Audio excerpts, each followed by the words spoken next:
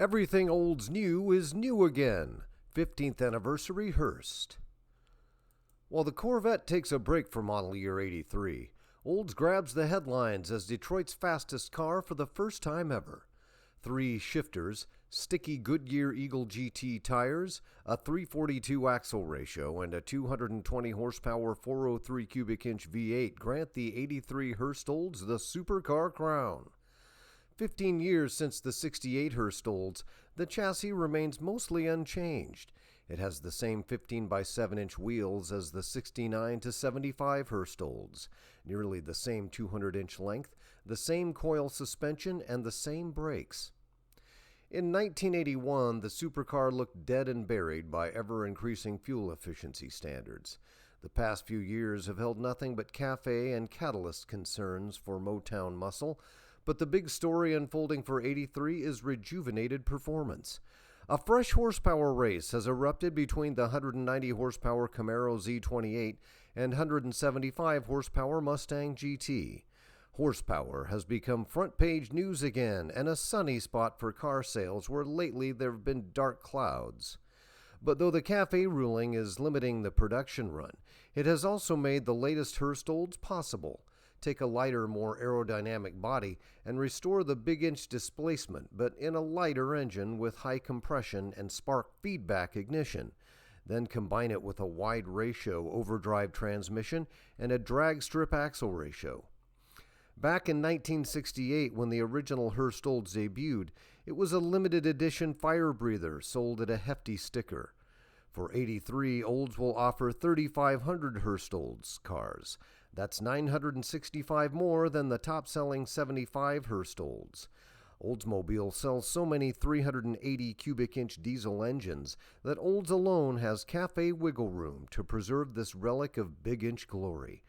If it sold 35,000 Hurst Olds, Lansing would need to sell 10 times more diesels to balance its fuel economy books.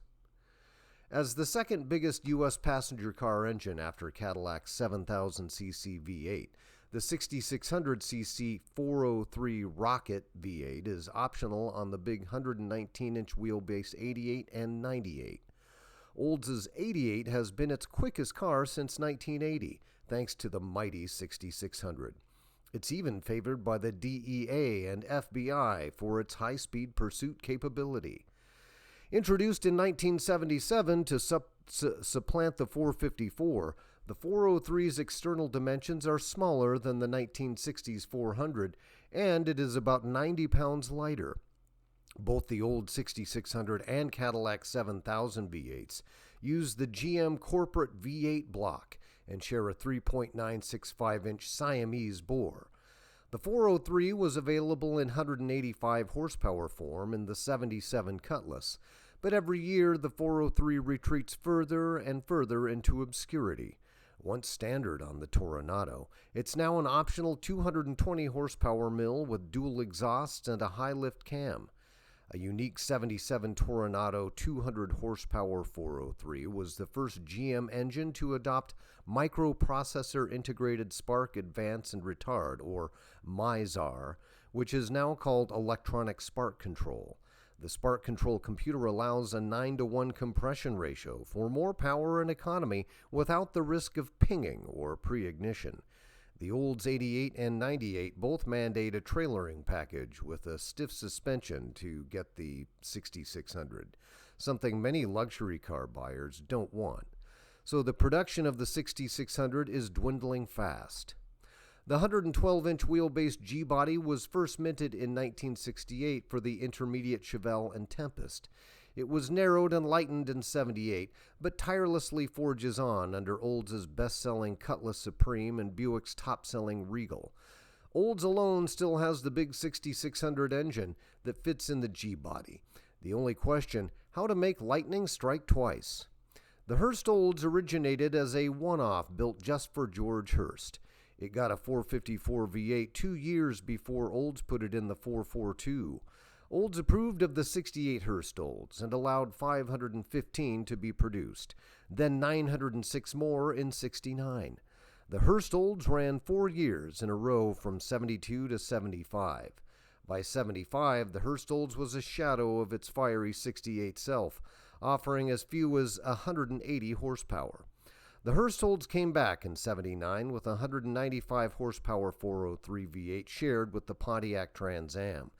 But all design and production of the 79 Hurst Olds occurred within Oldsmobile, and Hurst only supplied a ratchet shifter. To produce the 15th anniversary edition, Olds had to revive its relationship with Hurst Performance and the Demmer Tool and Die facility in Lansing. All of the 6600 rocket engines are utilized for full-size cars, so Olds ships the engines for special installation at the G-body assembly line. The transmission, wheels, and tires are also unique to the Hurst Olds, but also installed at GM. Bucket seats recline and were upholstered in comfortable velour. 35.3 inches of rear legroom and 38 inches of headroom give true 5-passenger space Camaro and Mustang can't touch. With Hurst hatches removed, it even becomes a quasi-convertible. The 83 Hurst Olds interior far exceeds 60s muscle machines. Instruments are easy to read and not obscured under a clock or scattered on the hood, center console, or steering column as they often were in the 60s. You must hold the wheel at 3 and 9 o'clock to maintain contact with the partial leather wrapping. 3 lightning rod shifters sprout from the console. The left one is the primary PRND shifter. The right one controls only the 1 to 2 shift, and the middle lever controls only the 2 to 3 shift. Hurst Olds has a rear deck wing, black trim tail lights, and Hurst Olds decal. It ranks, like the original Hurst Olds, at the very top of hot cars in both acceleration and top speed. Olds hasn't been this prominent in the high-performance field in 15 years. Considering nondescript engine compartments lately, the Hurst Olds is more interesting with at least a chromed air filter lid. The 6600 is the most powerful passenger car mill still in production. It is also available in the Olds 88 and 98, but only with the trailering package. The 112-inch wheelbase G-body Cutlass has over 16 cubic feet of stowage, giving the Hurst Olds a unique position as a truly senior intermediate supercar, a genre we thought had gone extinct. The Hurst Olds is a flagship with the best Olds and Hurst have to offer. First, there's the T-bar roof. Though pioneered by Hurst, people have nonetheless stopped calling them Hurst hatches. Hurst and Demmer Tool and Die install the rear air shocks that can be inflated with the tire pump, a lower bumper air dam, and a rear wing. The black painted body has a silver lower section with a bright red stripe in the middle. The final styling touch on the Hurst Olds is the hood with a suggestive bulge that's just for looks. Even with that formal upright rear window, the Hurst Olds looks the part of a supercar. The wheels are the familiar 15 by 7 inch super stockers wrapped with new 65 series tires. Hurst added its most ostentatious looking lightning rod automatic shifters. The purpose of the triple stick is to prevent the driver from overshifting or hitting neutral in a quarter-mile drag race. In fact, ratcheting automatic shifters, which accomplish the same goal, have been around since 1967. The lightning rods do work. Leaving the car in drive for a quarter-mile run added as much as a second to the elapsed time. Still, the extra 2 sticks function is mostly aesthetic, since a simpler ratchet shifter would do the same thing. But they also unmistakably mark the Hurst Olds as a muscle car. No one will think it's your aunt's Cutlass Supreme with fat tires.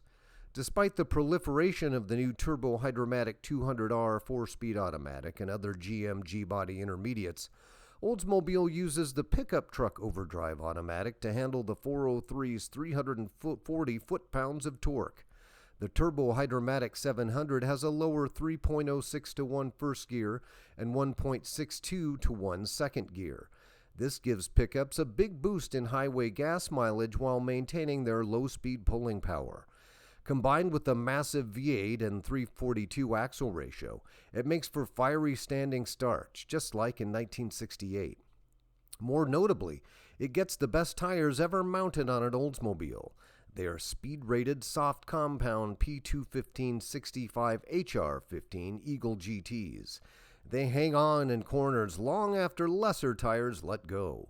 One refreshing update to the muscle car recipe is the Olds braking performance.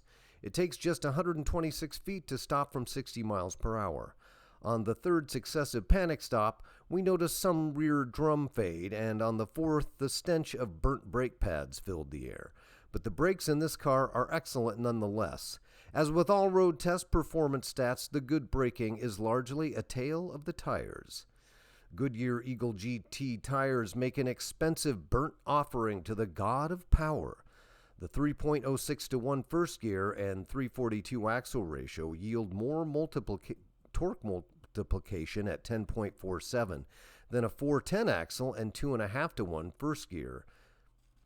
We assumed a limited slip axle was part of the Hurst Olds package because at $13,772, the Hurst Olds has no excuse to skimp on anything.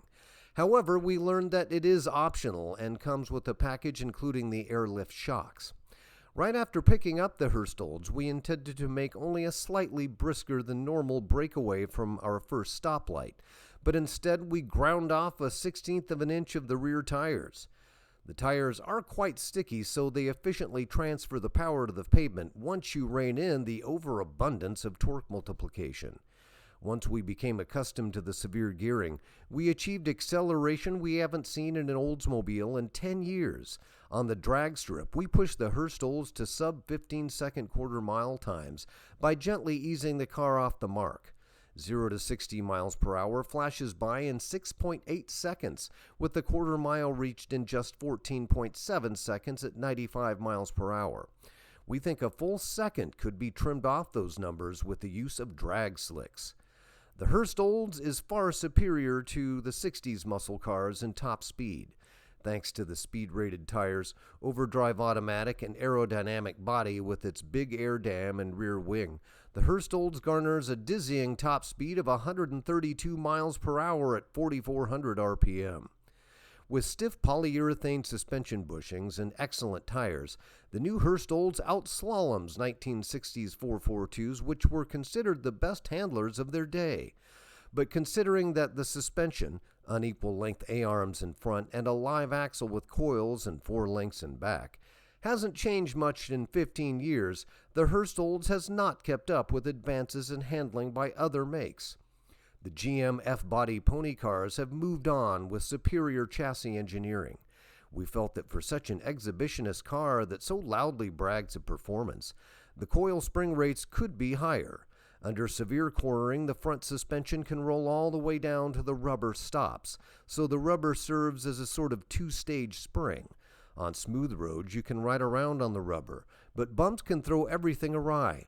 Out back is bump oversteer, where the live axle momentarily loses contact with the road.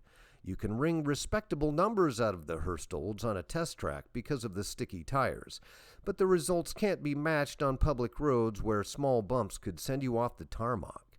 These handling foibles aren't apparent in most driving, but the extremes are scary. We average 15.5 miles per gallon. That's great by 1970 standards, but it is now GM's least efficient passenger car, with a 15-city, 22 highway mile per gallon rating. Mellower driving would yield better mileage, but why buy the extra power if you're not going to use it? Hurst priced the $200 federal gas guzzler tax into the Hurst Olds, but the MSRP reflects its king of the hill status. The Hurst Olds cost $2,000 more than the Buick Regal T-Type, which offers better handling and gets better gas mileage due to the lighter V6 turbo engine. You can travel down the same nostalgic memory lane in Chevrolet's new Monte Carlo SS.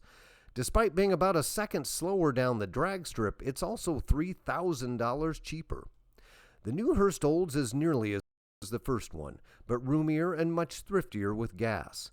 The fat tires and forward rake of the car with the air shocks pumped up gives it the looks of a hot rod. Whether this is the image you want and whether you would be willing to spend $14,000 to get it are separate questions, but there's no question that it's the quickest domestic car of 1983.